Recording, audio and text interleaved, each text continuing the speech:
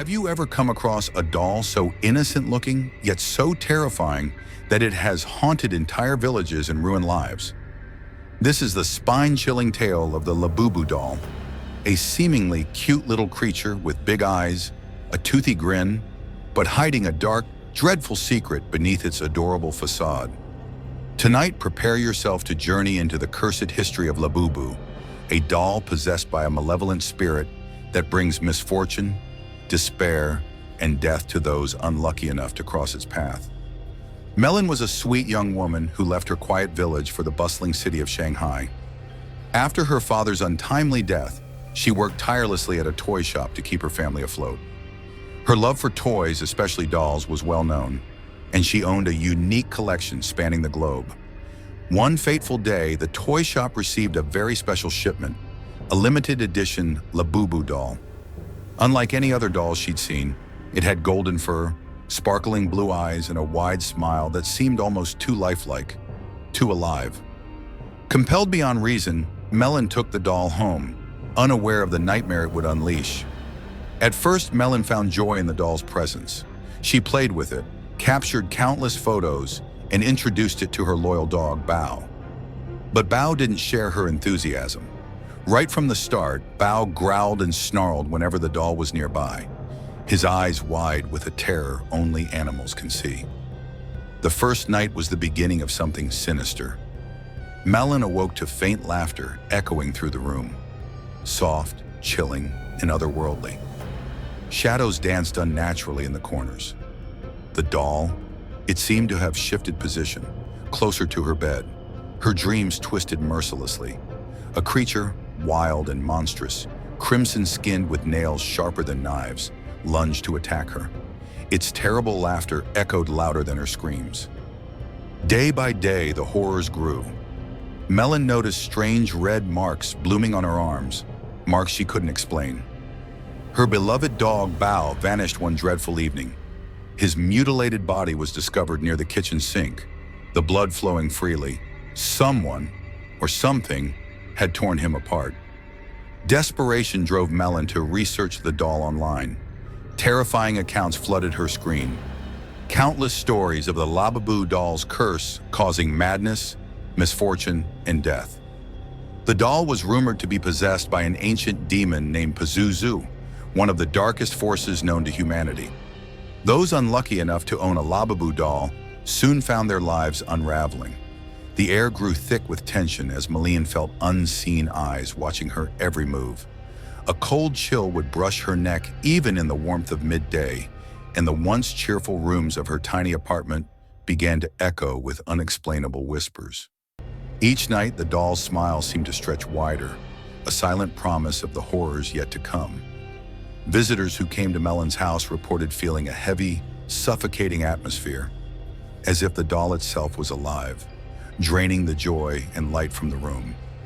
One evening, Bao began trembling uncontrollably, refusing to enter a specific corner of the living room. Melin decided to investigate and found scratches on the wooden floor, deep and fresh, resembling claw marks. The night was punctuated with unexplained sounds, footsteps pacing slowly, whispers creeping from the walls, and the soft scrape of claws against furniture. Melin's dreams worsened. One night, she awoke to find her bedroom window wide open, though she was sure she closed it before sleeping. Shadows slid across the walls like dark fingers, and the doll's eyes glimmered with a malicious light in the moonbeam. With her heart pounding and tears stinging her eyes, Melin carried the Labubu doll to the cold, moonlit backyard. Her hands shook as she lowered the doll into a metal bin, striking a match with trembling fingers. The flames leapt to life instantly, hungrily devouring the synthetic fur and painted smile. As the fire consumed the doll, an unearthly wail rose on the wind, echoing through the night like a final desperate curse. Ash swirled upward, carried away into the darkness, but the echo of that scream lingered, far longer than flames should ever burn. Morning came, but the world felt colder, emptier. The house was silent, every trace of warmth erased. Faint police tape fluttered in the breeze, sunlight casting long and lonely shadows across the floor.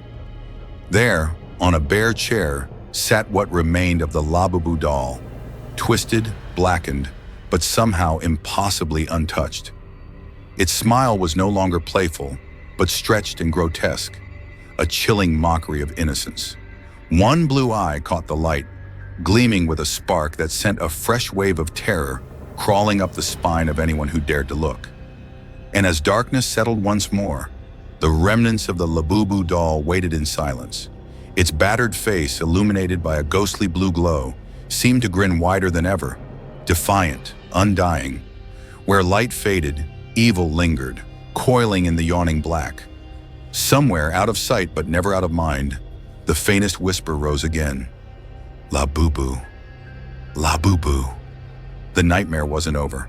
It was only waiting for the next soul to invite it in.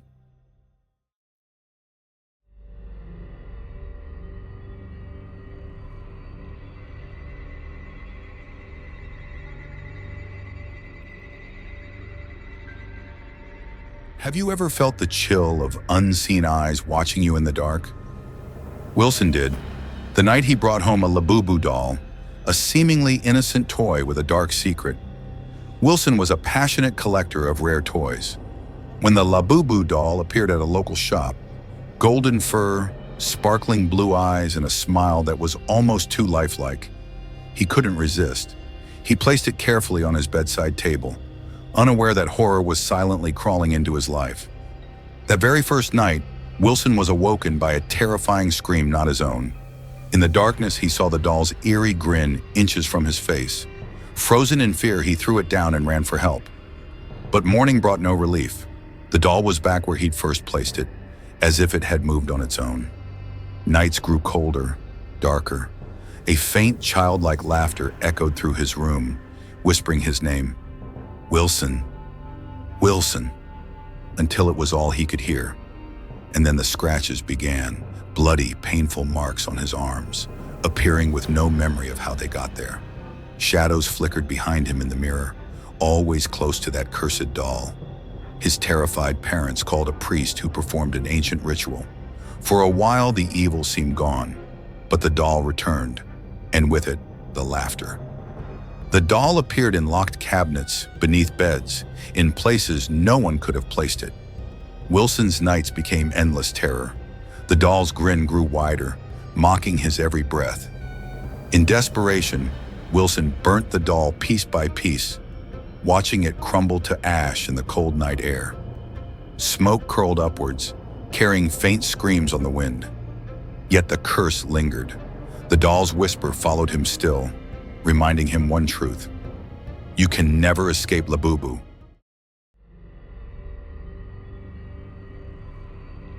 Deep in a remote village lived Kamli Dadi, an elderly woman, wise beyond her years. One day, while wandering the tangled forest, she discovered a broken Labubu doll, buried beneath twisted roots. Ignoring the fearful warnings of the villagers, Kamli brought the doll home, unknowingly awakening a sleeping nightmare.